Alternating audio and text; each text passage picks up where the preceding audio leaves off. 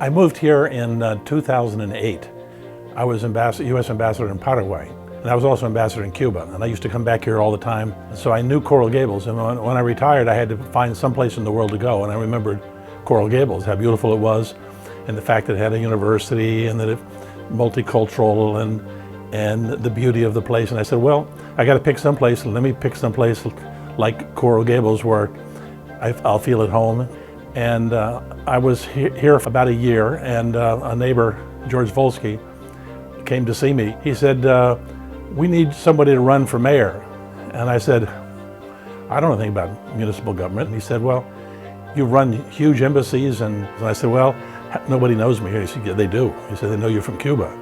And I said, well, how would I ever win? And he said, well, you'll have to walk to every house in Coral Gables. And I said, well, okay, why not? So I said, all right, I'll do it. And so I walked every house in Coral Gables twice.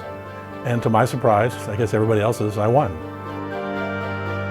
I was the one that really brought the fact of our elevation to the residents, that we are a city very vulnerable to sea level rise and to climate change.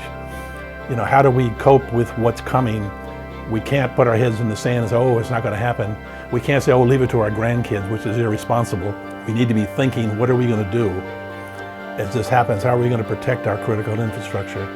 And luckily, Coral Gables is at the forefront of being part of a coalition that's dealing with it and putting money aside to prepare to hold out as long as we can until someday when we have to walk backwards.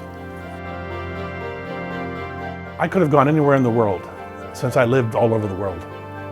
I could have just sat back and, you know, gone fishing all the time, but for 6 years, I used up 6 years of my retirement to do a tough job full time because I wanted to improve the city where I was going to live forever.